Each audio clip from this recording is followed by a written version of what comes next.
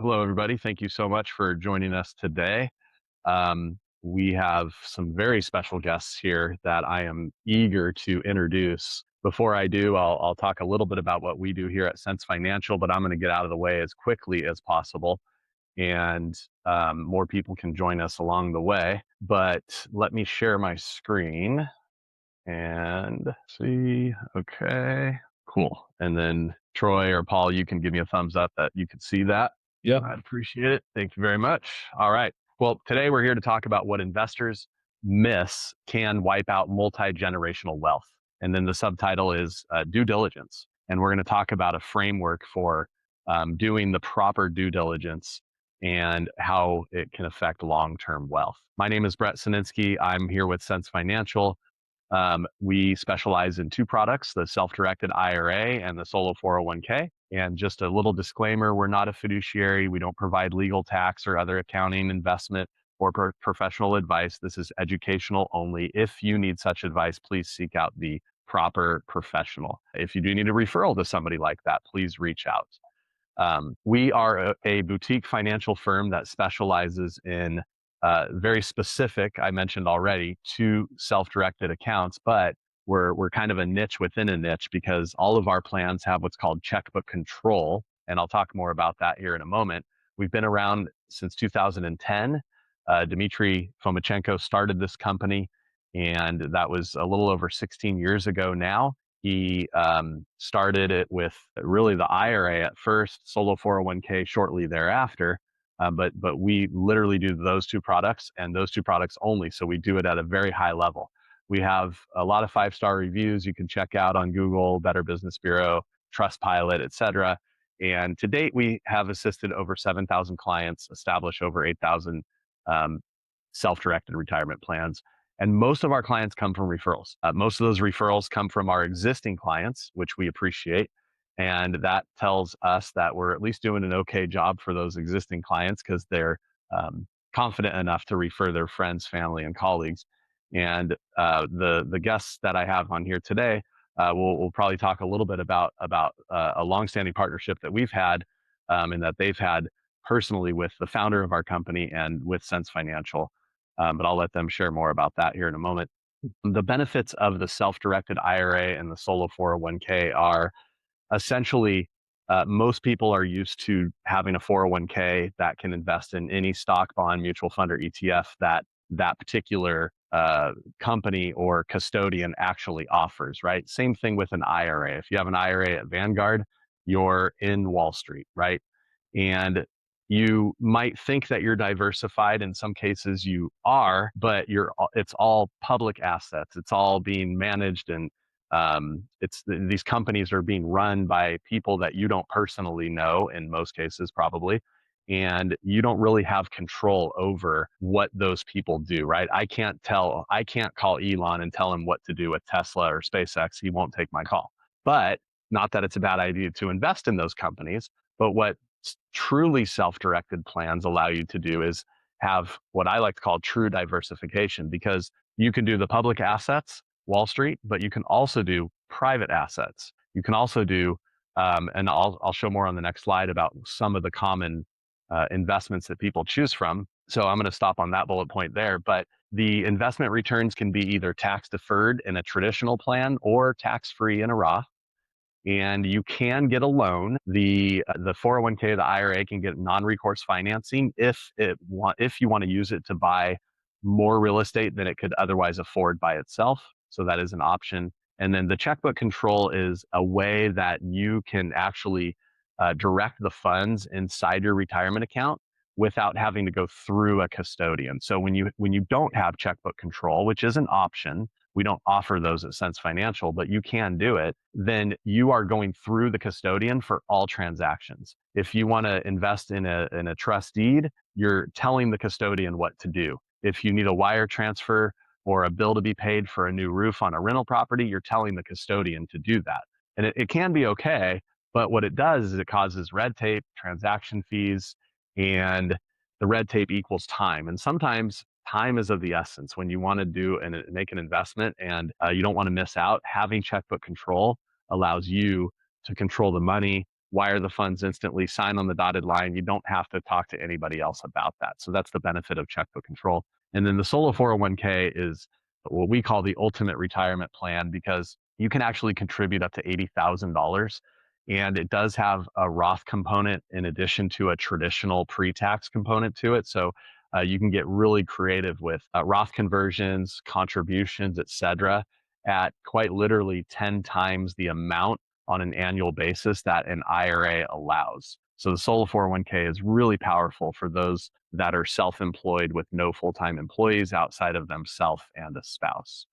And some of the common investment options are real estate in some way, shape, or form, right? Commercial, residential, it could be syndication investments. It could be industrial. Any type of real estate works.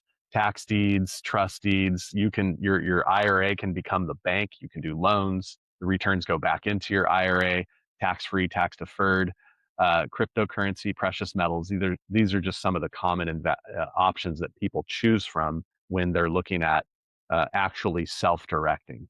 And then I talked about true diversification, but don't be like these elderly folks with all their eggs in one basket that most broke when they dropped it. Ecclesiastes 11:2 says, divide your portion to 7 or even to 8, for you do not know what misfortune may occur on the earth. And that's true. We've been very fortunate the last few years. The stock market's been on an absolute tear, and a lot of people have gained a lot of wealth. Obviously, we know that that's not going to last forever. So I always say diversify, and I'm not a financial planner, but for me, diversify while the going is good, and then when it goes sideways, you'll take less of a hit, right? Or maybe no hit at all. And when you are, I want to kind of maybe cause a paradigm shift for people that are listening. When you can invest in something that you know and understand, like real estate, for example, or a mortgage, a trust deed, one borrower, one lender, for example, you can better control the outcome, right? If it's a rental property, two people or an IRA, you on behalf of your IRA, and the tenant are signing on the dotted line for exactly what the terms of the lease are, right? How long it lasts, what the monthly rent payment is, the deposit, pet deposit, all that stuff, right? You can't get that type of almost, I'm not going to use the word guarantee, but almost guarantee in the stock market. You're just kind of looking at history and seeing what it might do moving forward. But it's just different when you can self-direct into actual assets that control and understand. So just want to plant that seed. And then our guest speakers today, hold on one second. So we have two here, actually, kind of unique. Usually we have one, but I'm excited to hear from two different people. We have Paul Moore, who is the founder of Wellings Capital, which is a private equity firm focused on helping investors achieve consistent above market returns through alternative investments. Before entering real estate, Paul co-founded a staffing company that was twice named a Michigan Entrepreneur of the Year finalist before selling to a public company. He's a three-time author,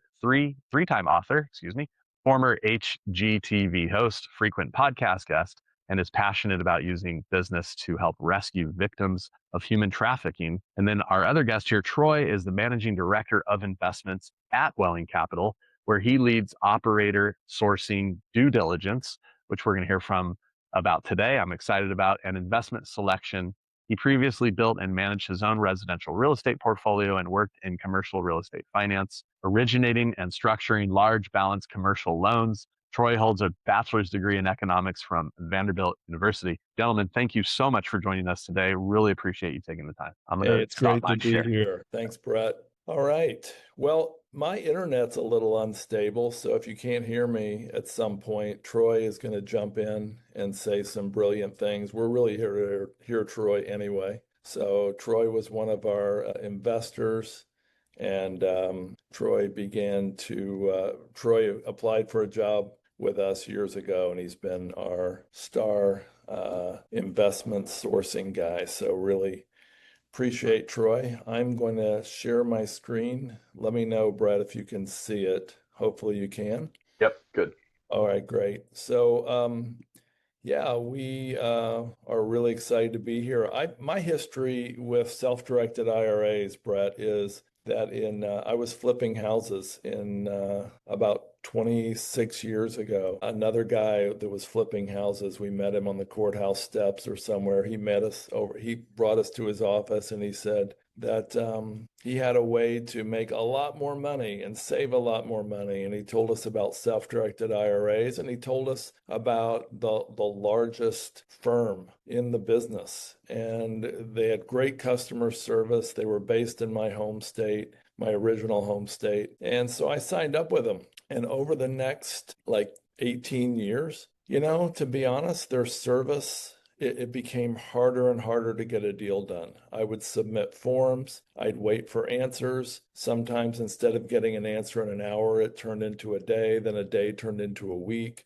And I noticed that their fees had doubled and maybe even tripled over that time. And so honestly, um, I started, I began to think, I'm loving these benefits of having a self-directed IRA, but I'm not liking the service and the fees I'm getting. So I am so glad, I made a switch, and I am so glad to be on this webinar with you guys and appreciate what you and Dimitri and the team do so much. So that's sort of our experience. A whole bunch of our investors are invest with us through a self-directed IRA. And I know if you're on here, you probably already know that. So I'm preaching to the choir.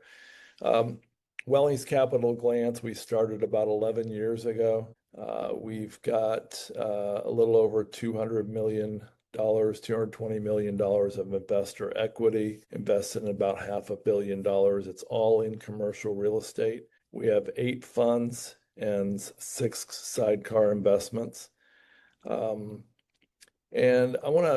the structure for what I'm going to do today is I'm going to talk briefly about how we structured our thinking behind how we structured our current 2 funds. Then I'm going to tell you about the funds, touch on our track record, and then I'm going to get into the meat of why we're here, and that is to talk about due diligence. So, life's full of trade-offs. And we were no exception to that. One trade-off we had to decide was, do we want income? Do our investors want income, or do they want growth? And part of the problem with most of the funds we've done in the past is they were growth and income funds. So we would, and this is the way I see it at least, we would turn down the very best growth deals because they had no income, and the very best income deals because they had no growth. And so we have actually decided to set up in our most recent fund offerings. We have a growth fund for people who want that, and an income fund for people who want that, and somebody who wants diversification between growth and income. We talked a lot about diversification already, is they can invest in both. We also have competing objectives with the hold time. Warren Buffett says his favorite hold time is forever, but not everyone has that luxury or the desire to hold forever. Some people want the flexibility of 4 years, 10 years, or a very, very long time. Some people want liquidity. Some people want to pass this on to their heirs. And so our new funds took that into account as well. We also had to look at risk and return. Low risk almost always leads to low return. High risk leads to not high return, but the potential for high or low or no return. And so there's that age-old tension that we have to deal with as we structure every one of our funds and deals. We also like diversification across geographies. But a lot of people, when they see a map like this and see all this gold, and they say, wait, you're invested in like something like 40 states.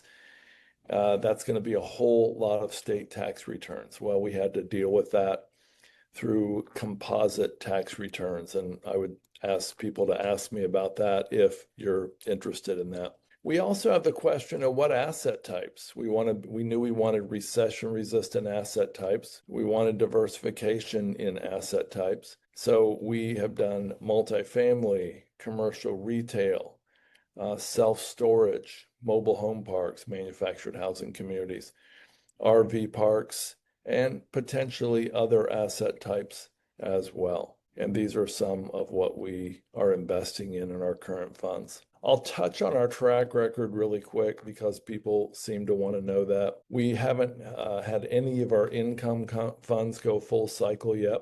These were some of the deals in our earlier funds. Fund 1 started in 2019, Fund 2 in 2020.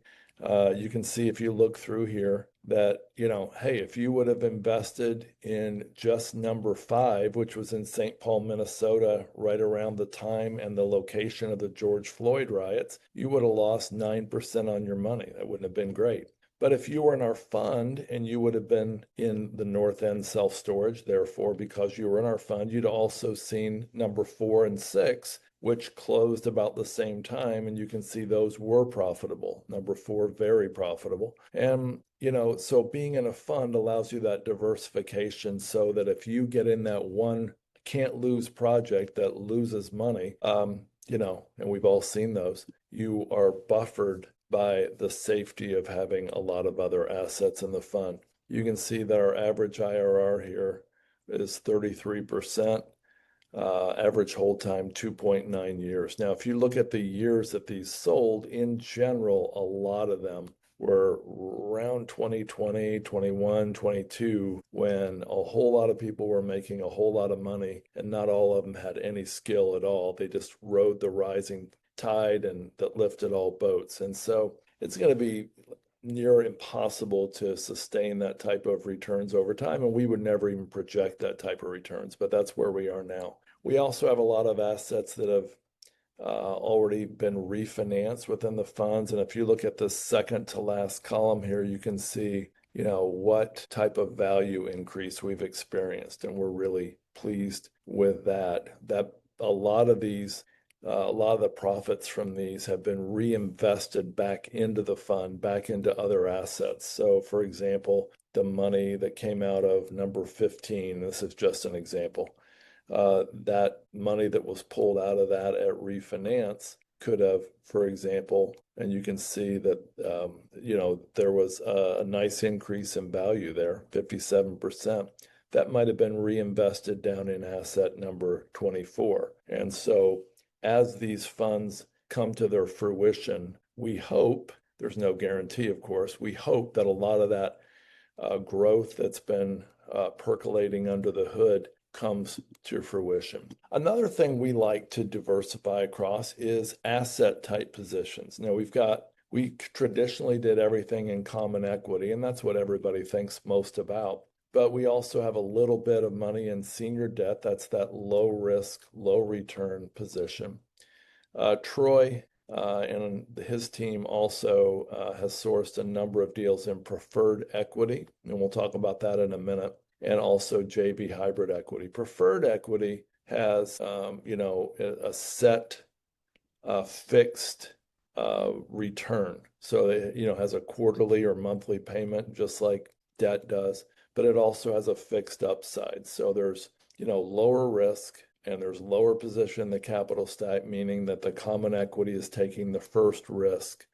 But it also has a capped return. Typically for us, it's been 16, 17, 18%, though the two deals that have gone full cycle have been 22 when you count all things included in that. JV hybrid equity is different, and that is it has a lower position in the capital stack, meaning that the common equity is providing like a shield with first loss position. But JV hybrid equity, like common equity, has unlimited upside, which means it also, could go down in value, could go up in value, but it's a higher.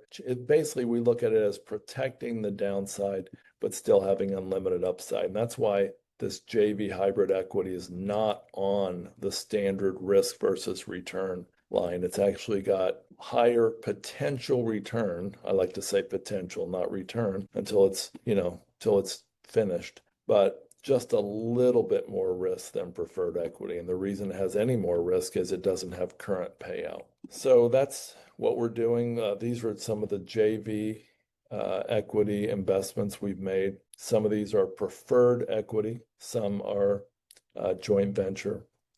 And you can see that this first one, we went full cycle, actually had almost a 24% IRR. And You can ask me about that, or you can ask Troy if you want to know why it came in higher. But you can look at these. If you look at this column of last dollar position, that's the highest risk we're taking. So if you took this last one here, this Indianapolis multifamily, the LTC, the loan to cost ratio on our last dollar is at 84%, which means there's basically 16% of GP and LP equity in first loss position protecting our investment on that. So you can ask about that if you are interested. We also like to diversify across different asset types. As I mentioned, I already mentioned this. We especially like workforce and affordable housing, like manufactured home communities, aka mobile home parks, multifamily apartments, things that are, stuff that AI is not going to wipe out or impact, we don't believe. We like industrial, we like open air shopping centers. They've done surprisingly well, even with the so-called online apocalypse that was supposed to wipe out open air retail. You can't wipe out hair salons and restaurants and all kinds of local things, grocery stores and things that they've done actually very well. And off-price retailers have done especially well, places like TJ Maxx and Burlington. Self-storage has, it hit a little bit of a wall, as you noticed. Brett, you're right in the area where all the self-storage headquarters are there in Southern California. And anybody who looks around their area knows that self-storage probably was overbuilt in the last 5 years. And that's catching up now, and it's coming back to equilibrium. We expect a really good future for self-storage as well. The Evergreen Income Fund is the first of the two recent funds. I'm just going to go through this quickly. We're targeting a 6 to 9% ongoing cash yield with about 4 points of appreciation, getting us to a total targeted return of 10 to 13%. This is a liquid fund, $50,000 minimum. IRA investors are welcome to invest in this. We report through K1, so the losses are passed through. We are expecting to hold this indefinitely, but there's a 4-year minimum hold, and then investors can get liquidity. Of course, that has to be available. There's no guarantee of liquidity with any fund. Benefits of this, increased liquidity, compounding returns over time if you reinvest along the way. And that's one of the reasons we did that reinvestment plan is specifically for SenseFinancial clients and other IRA clients who said, hey, if I get money dribbling in at, let's just say, 0.5% or 0.75% per month, what am I going to do with that money? Well, allowing the reinvestment component allows IRA investors a real benefit, and I certainly use it myself. Also, the liquidity is good for investors. The no pressure for forced sales. It's not like there's a 4-year hold and the loan's over and we have to sell. And so that's one of the benefits of having a long-term hold. We are looking to invest in a lot of value add type opportunities. Some of these are mom and pop. Some of them are really large groups who just need to close out a fund.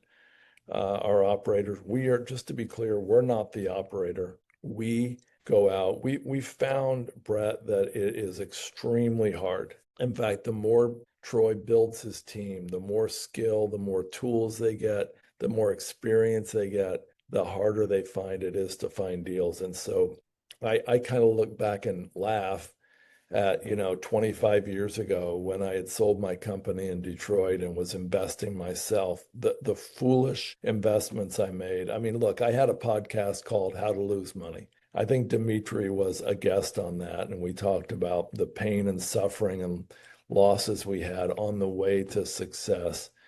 It's sort of like Charlie Munger said. He said, why do investors think they can pick their own stocks? They don't design their own lawnmower engines or build their own egg beaters, do they? And it's similar with real estate. It's very, very hard. to choose to know everything you need to know to do due diligence. And that's why I'm so glad Troy's here with us, because we're going to talk about that today. The Wellings Evergreen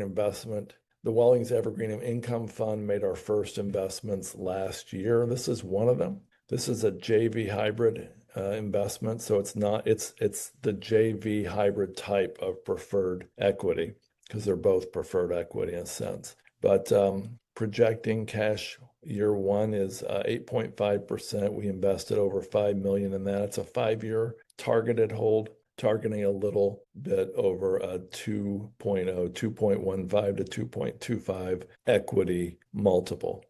There's 15% common equity in first loss position, and that means it's shielding us. That means if the value of the asset drops by up to 15%, it still, in theory, wouldn't affect our principal at all. This one was we especially like this one because it assumed 3.4% life insurance company loan, and that loan doesn't mature for 6 more years, 7 years from the time they acquired it.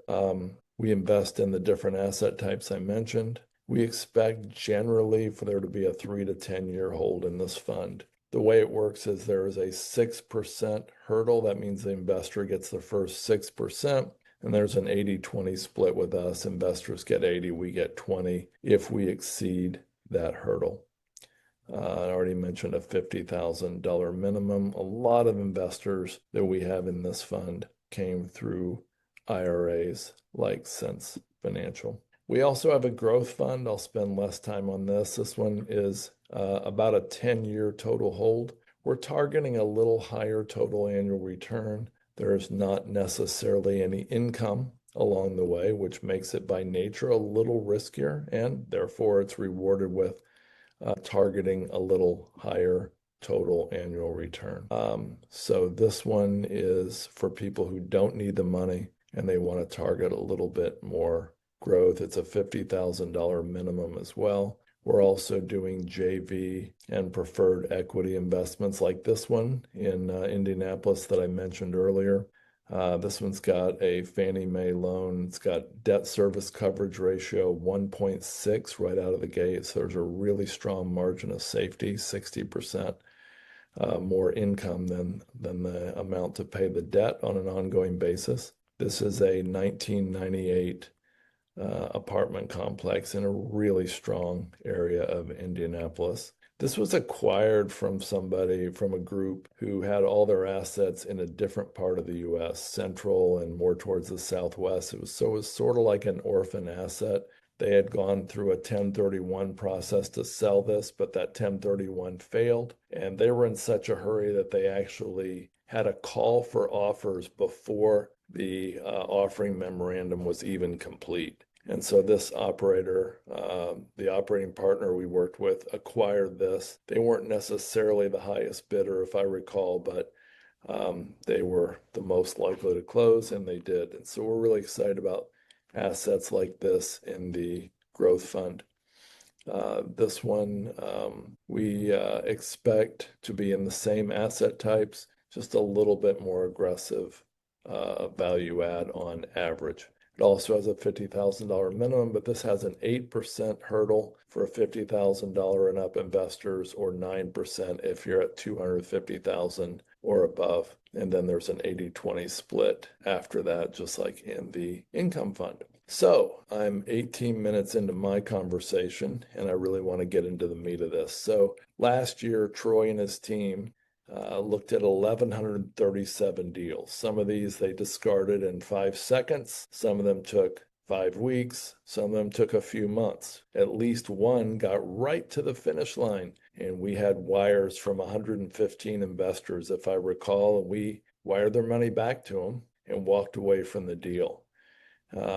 And we're willing to do that, even though it was really painful and embarrassing for me to call 115 investors. I'd rather have them mad at me and Troy and Ben for, a day or two or even a week or two rather than the next 10 years. And that's what we decided as we went down to the finish line with this group. We decided they were not the type of partner we wanted to do a deal with as due diligence got to its very end. But out of 1,137 deals, we only invested in 6, which is about 0.5%.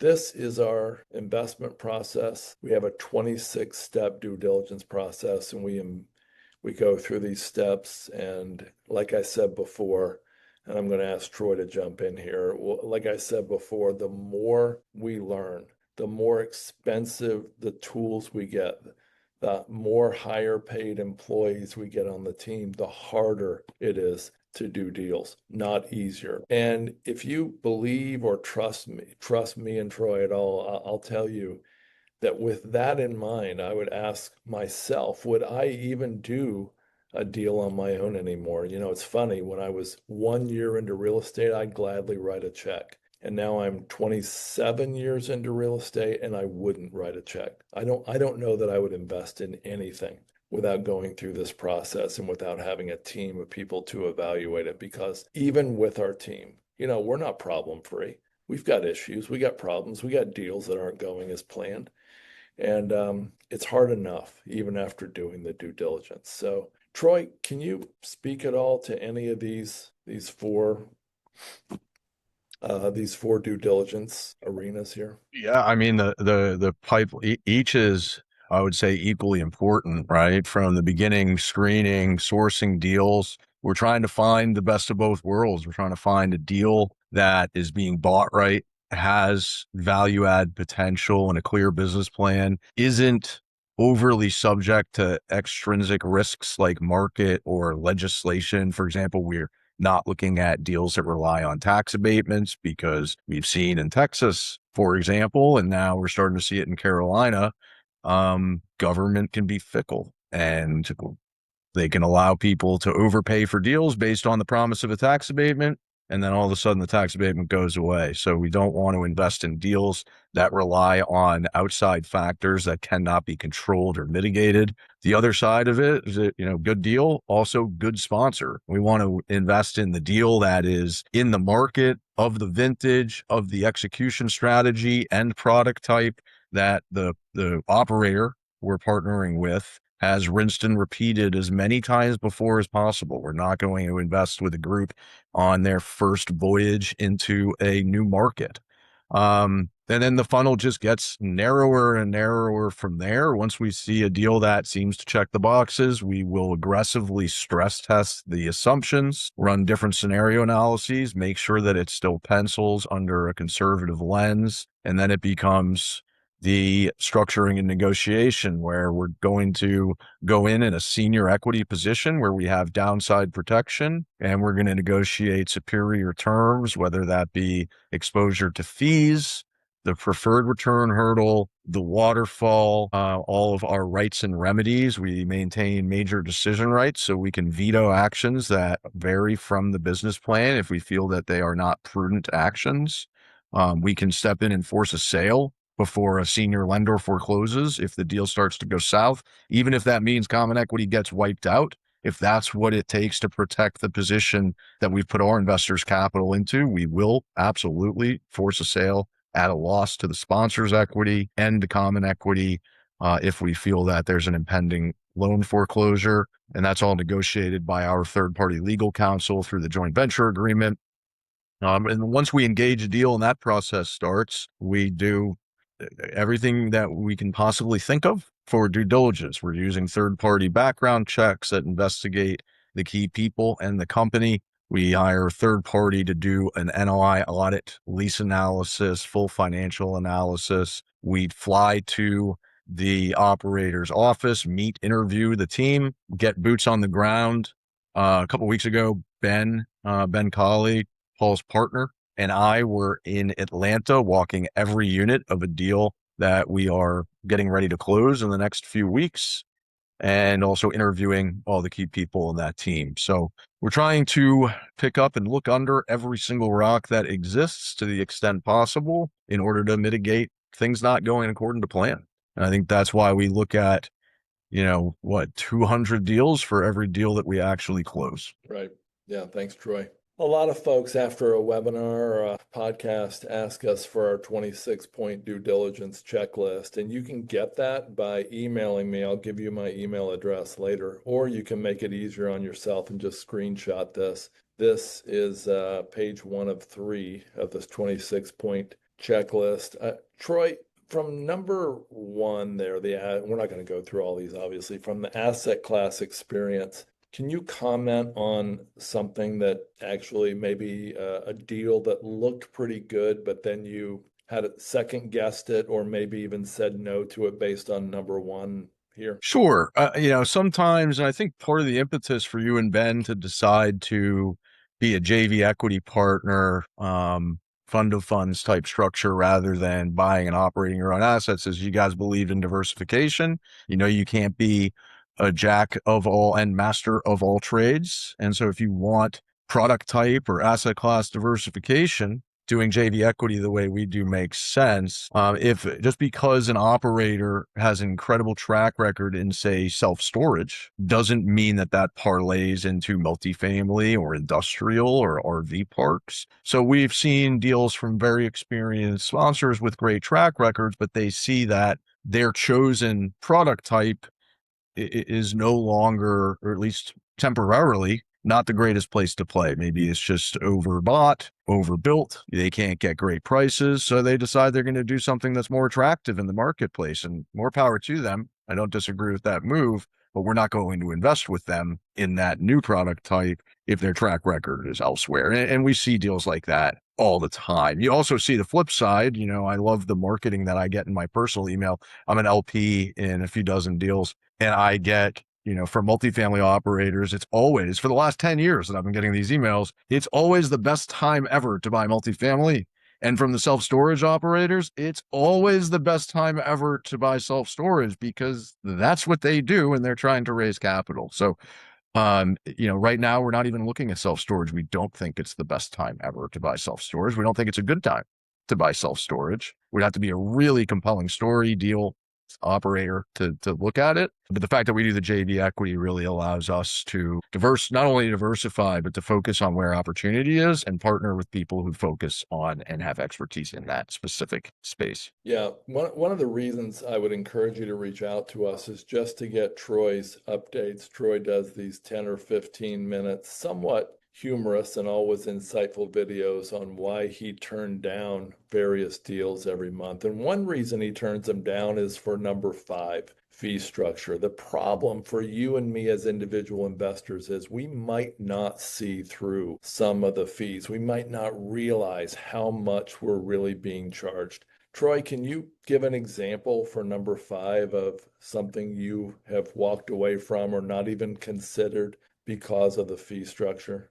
Yeah, I was going to speak in general, and I think this is ubiquitous, is you see groups come out and market the idea that they're investing 5% of the equity out of their own pocket. And then you take a look at their acquisition fee, which is maybe 2% of purchase price. We won't pay 2%. We'll normalize it to 1%.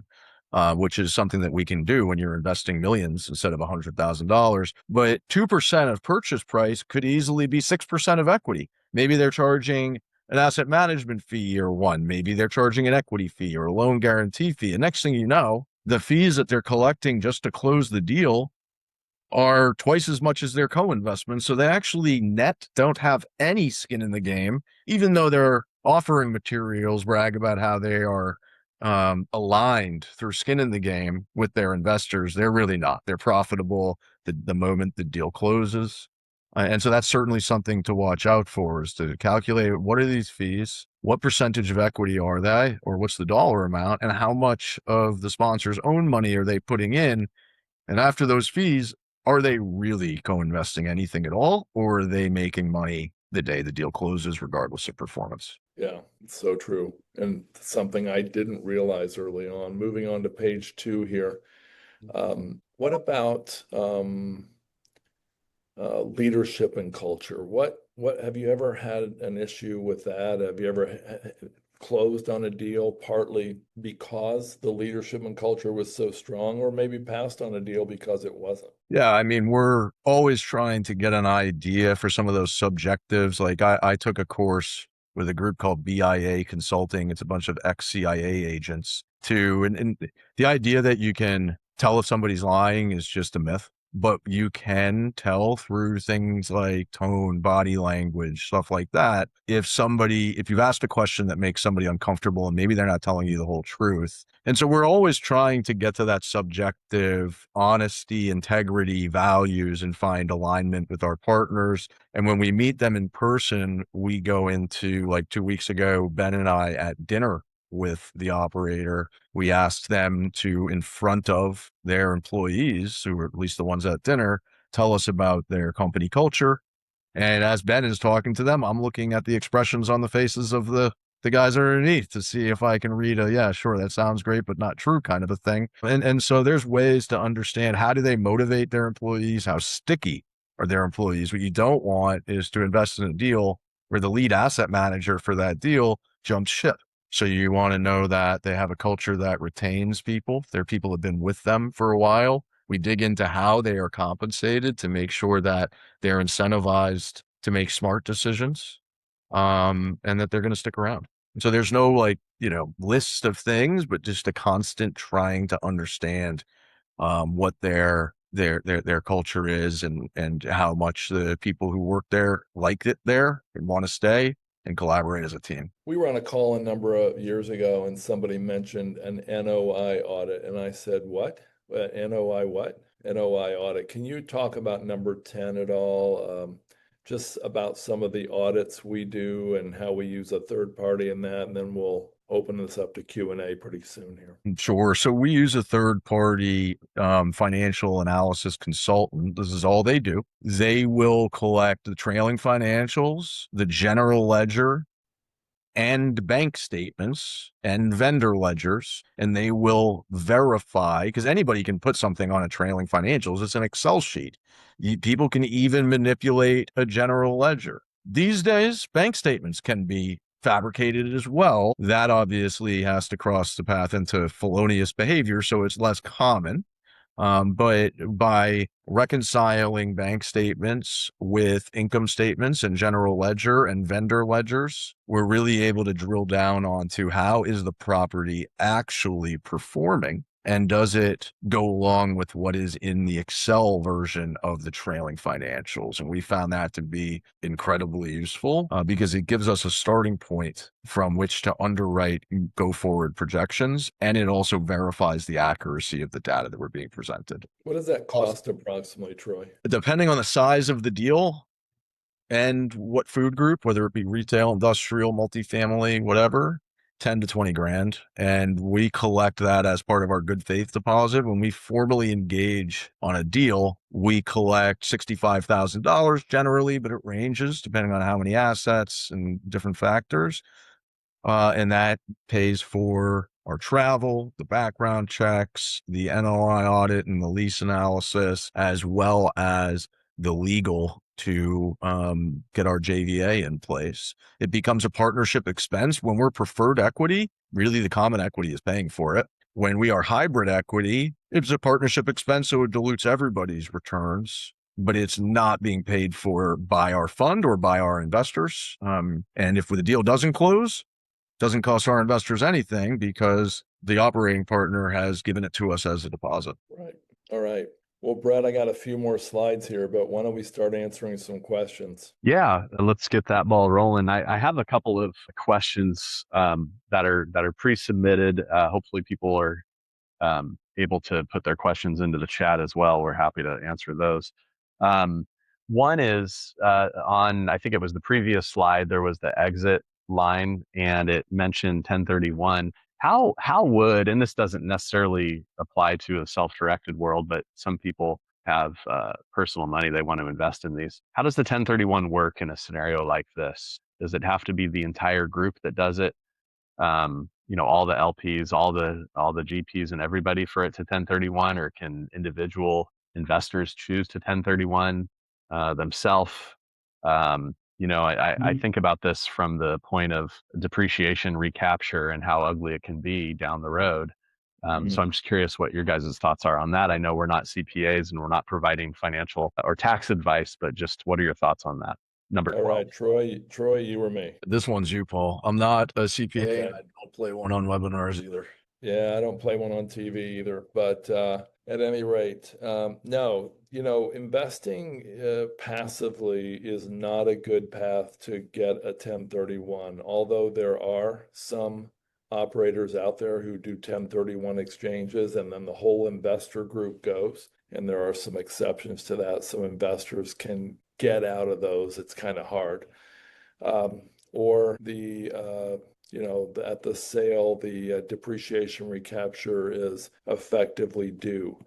What we do is we recommend people don't invest with us if they really feel like they want to kick the can down the road through a 1031 exchange. However, we do have what's called a lazy 1031 exchange. And if anybody emails me, Paul at wellingscapital.com, I can send you more information about that or explain it. In summary, it means in the same calendar year, if you have a capital gain event and then you invest in another asset that year that has a potential loss, especially through accelerated depreciation, you can sometimes offset that and have a similar type of impact to your taxes as a 1031 exchange. We call that a lazy 1031 exchange, though it's not really a 1031 exchange at all. Yeah, Paul, the only thing I'll add to that is, as you mentioned, there are some sponsors that offer solutions.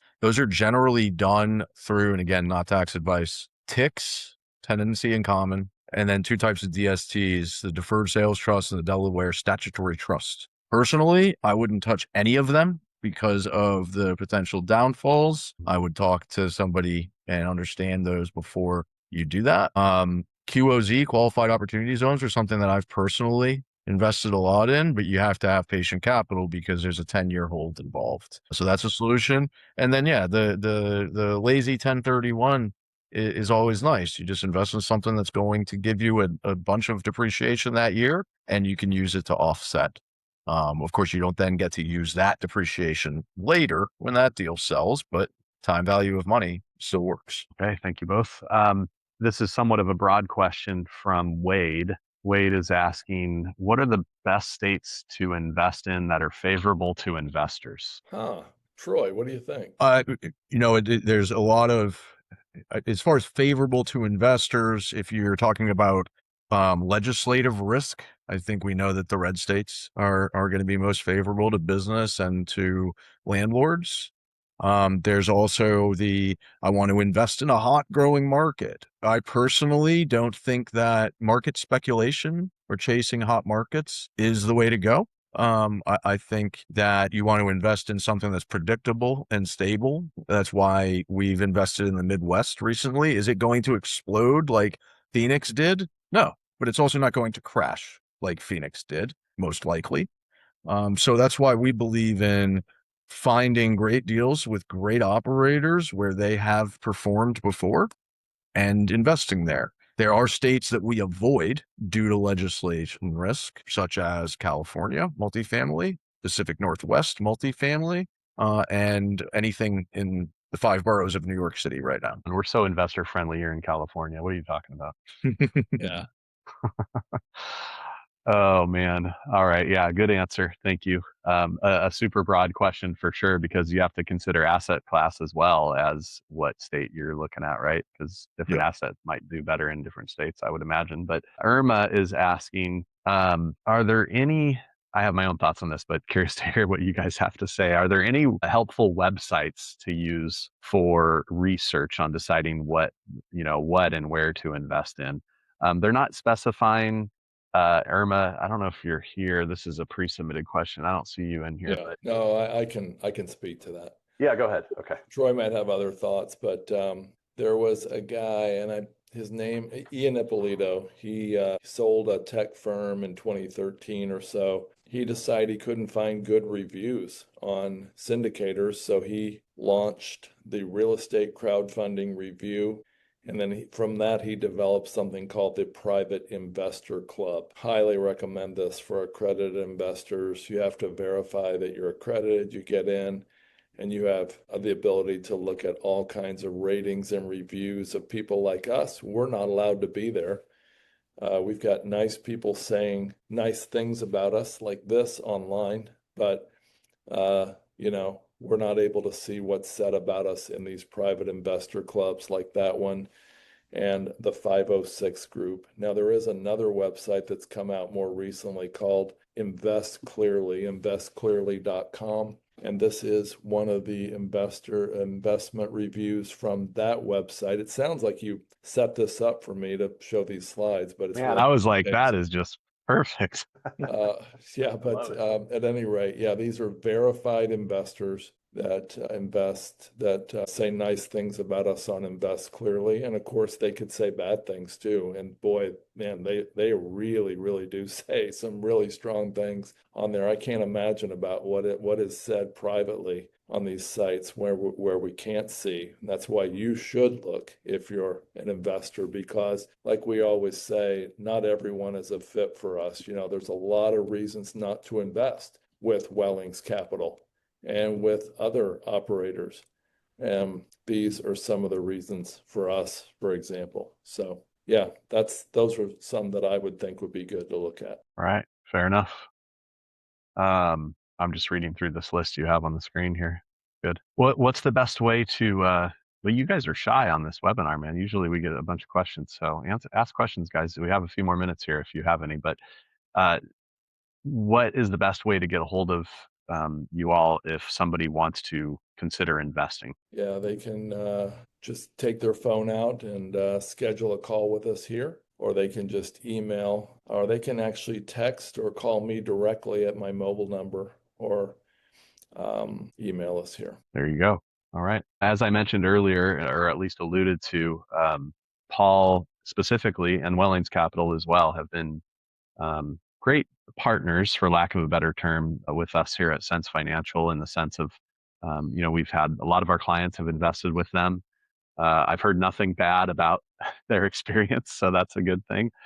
And I know Dimitri, the founder and owner of Sense Financial, and Paul himself have been colleagues and friends for a while. So we do have a history. I definitely encourage you, if you're looking to deploy some capital, either personally or inside your IRA or 401k, or HSA for that matter, if you have a self-directed HSA, which Lord willing, we're going to be offering here at Sense Financial in the not too distant future. I'm very excited about. Then I would encourage you to consider investing with them and do your own due diligence, so to speak. So here you go.